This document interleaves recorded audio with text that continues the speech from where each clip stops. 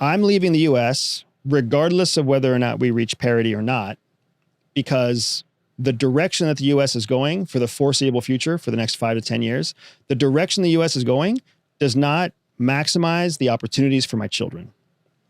There's going to be more legislation, more bureaucracy, more laws, more economic uncertainty, inflation, like everything, and more conflict in government. We're not going to figure out who our president is in November. We're going to argue about it for another 4 years. Right. And then there's going to be an even more dramatic election 4 years from now that's going to result in 4 more years of arguing.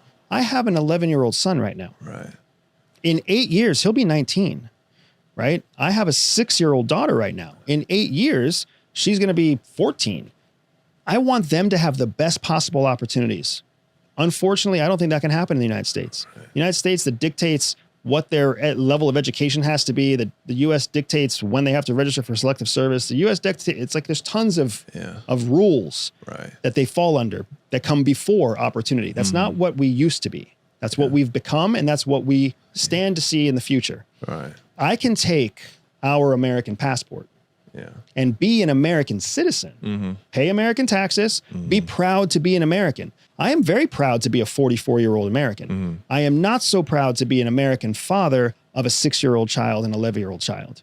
Because the America that I fought for when I was in the military, the America I was willing to die for at CIA is not the America that exists today.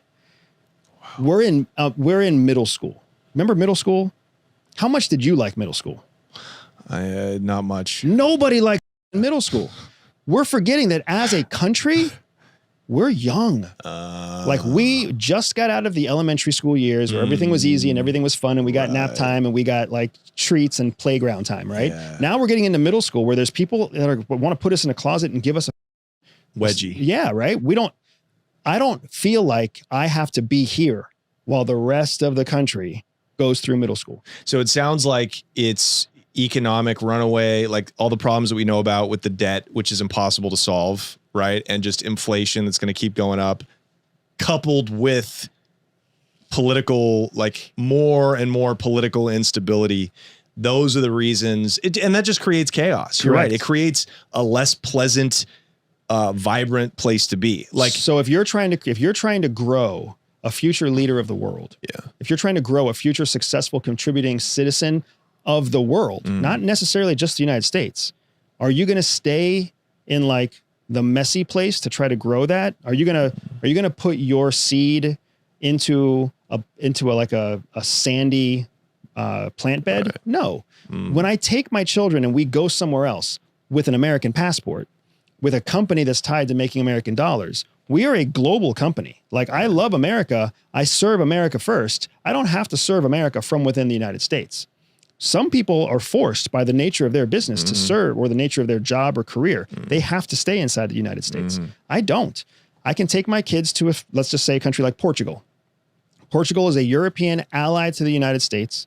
It's got its own problems, but its problems are not like the ones here. And by having a U.S. passport and having U.S. dollars, it gets you above almost all the problems that exist there, right? Romania is another example of that. If you have $100 in Romania, you can basically get anything done overnight.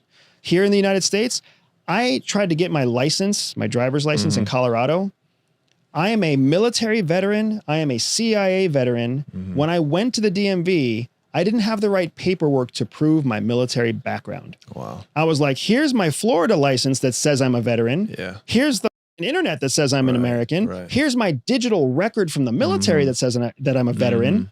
And they were like, well, you didn't fill out this specific form that's required for us to do it. So we're going to issue you a license that does not recognize your veteran status. And when you get that document complete, come back and we'll do this whole thing again. Yeah.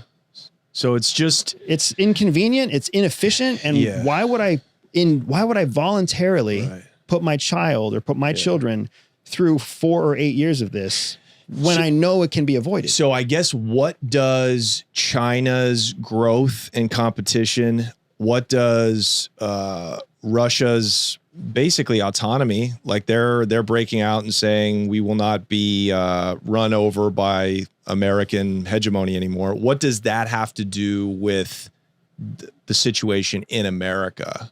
It has a lot to do with it. But the situation in America, the social realities of America are separate from the foreign policy issues of America.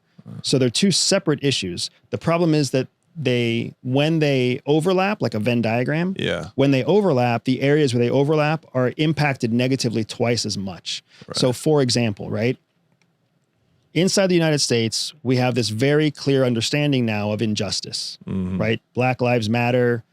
The wealthy people get a pass in the judicial system because they're friends with the right people.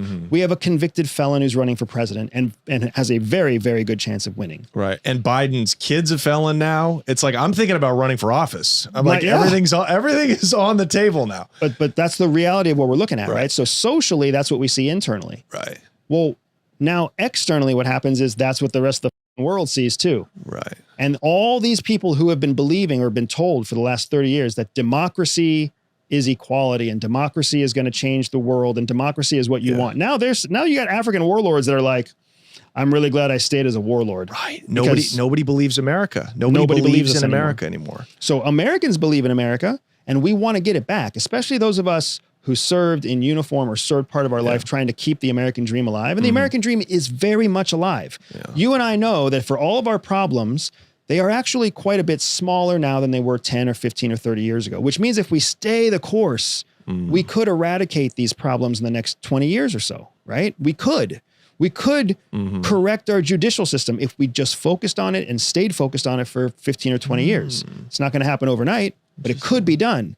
But now what's happening is because the rest of the world doesn't believe in us, we've got bigger fish to fry because we're losing influence, we're losing revenue, we're losing market share. Because when the rest of the world looks at us and they see democracy doesn't work, guess what their next best alternative is? Authoritarianism. Russia. Yeah. And guess what authoritarianism looks like right now? Russia's on the rise, China's on the rise, North Korea's getting independent, Iran's on the rise. Netanyahu, who runs a democracy, is acting more like a dictator right now than an elected official. Right. And the whole world is doing what? Watching. Yeah. So what would you do, dude, if you were in charge of Senegal? What would you do if you were in charge of Indonesia? What would you do if you were in charge of Kenya? Get those diamonds out, boys, or you're losing a foot. Yeah, exactly. Exactly. Because you know what? The world's police officer is busy. Yeah. And I know I'm such a Portland, Oregon liberal. I'm like, but isn't it better? You know, there's a nuclear theory that says it's actually better if more people more of the superpowers have equal amounts of nuclear weapons because it puts everybody at bay. Nobody wants it, you know? Clearly, and I agree with you. I don't think anybody wants nuclear war because the standard of living compared to 100 years ago is everybody's prospering way more than from mutual trade and like that. So, can't remember my question. Well, that's the security dilemma. What you're laying out is exactly that. When everybody has the same amount of guns, bombs, and guard dogs at their house, then nobody breaks into anybody else's house. Right. But that doesn't mean that people rest well. That doesn't mean that each household is at optimal financial success. Right. And it also doesn't mean that when one house needs help, other houses don't feel a need to help. Right. Right. If anything, they're like, oh, I heard Joe's kid got hit by a car. Awesome. That means Joe's going to be distracted for the next few weeks. I wonder if that's enough chance for me to like file a claim so I can get 15 extra feet into his yard with my fence. Right. That's the kind of stuff that that's geopolitics in a nutshell, right? Geopolitics is just the same that happens in your HOA on a national or on an international level. So governments act like human beings in the best interests of themselves first, and they will take advantage when they see it. If they see weakness. That's the definition of a state, right? So I think it's great that you're highlighting this. Individuals act like individuals. Collections of individuals act like individuals, right? You've heard of mass hysteria and mob mentality. What does that mean? All that's saying is that groups of people act like a single organism. Well, then when you define the terms of a state, meaning that you define the terms of a government, what you are doing is you are identifying the U.S. federal government as an entity. Even in the United States, a company is an entity. Of course. Right? A person is an entity. A company is an entity. So when you get to the highest levels of the national government, right? When you think like the US president, can you let Americans die and still save America? Yes. Can you let the American government die and still save America? No. Right.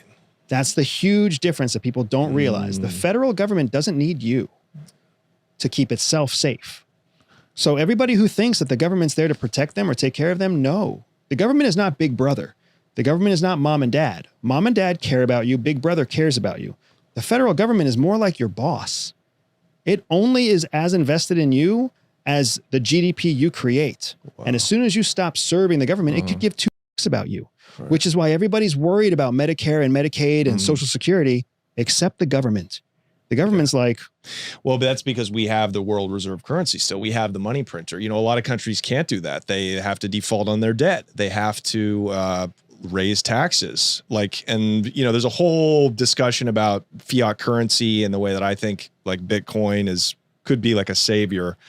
Again, technology could solve a lot of these problems. But let's put that aside for a sec. What, in your mind, you kind of actually, I think, are not an idealist, but I think you're not as doomsday as you come off. I'm not. For sure I'm not. The doomsday nature of what people project on me comes from the viral clips. Clickbait, yeah. The viral clips that other people make of my conversations that go out there. Yeah. Right? Because you're totally right. I don't think the end is nigh. I think a long period of discomfort is coming up, and we all have to decide whether or not we're going to try to dedicate our lives to fighting through that discomfort, fixing that discomfort, avoiding that discomfort. Like, it's up to us to decide. It's kind of like, so when I have a cold, when I have the flu and I have a fever, I'm one of those weird people that doesn't want to take Tylenol and aspirin. I have a headache. I have a fever. I don't feel good, but I want to keep feeling bad because I want to know exactly when my fever breaks. Right. It's going to be 2 or 3 days. But why would I take Tylenol that's only going to make me feel better for 4 or 6 hours, and then I'm going to feel like shit again? I'd rather just feel like shit all the time. So then when my fever breaks, I know I'm better. Yeah. What we're going into right now for the next decade or so. Tylenol. That's what money printing is. It's, man, this debt, we'll worry about it in 5 years. Cha-ching. Well, that's also what you're seeing with, we're going to impeach this president. We're going to impeach that president. We're going to create an investigation of that president. We're going to investigate that president. Okay. Now it's all Tylenol. How does this, let's talk about the worst case scenario. Do you see, just start with something that I think is kind of implausible now in the modern age. Do you see Donald Trump getting old school, Kennedy before he takes office? If he gets elected. No. You don't see him getting hit? No. Well, I mean, I'm not saying I don't see Kennedy getting hit. I'm saying I don't see. You don't see Donald Trump getting assassanated if he wins? Correct. Okay. I don't see Donald Trump doing it. I don't see the federal government trying to organize Donald Trump to do it like that. Right. But here's one of the things that I think is so important about the next election. There are 3 outcomes. 3 outcomes. All 3 of those outcomes are completely unprecedented in American history. Okay. All of them. So Donald Trump is elected. We elect a convicted felon. Unprecedented. Now, yes, I agree. He was only convicted in New York and there was all sorts of shadiness around it and blah, blah, blah. I get it. I get it. I don't disagree with any of it. Yeah. However, end of the day, convicted felon gets elected. Fact. Yeah. Option 2, Joe Biden gets elected.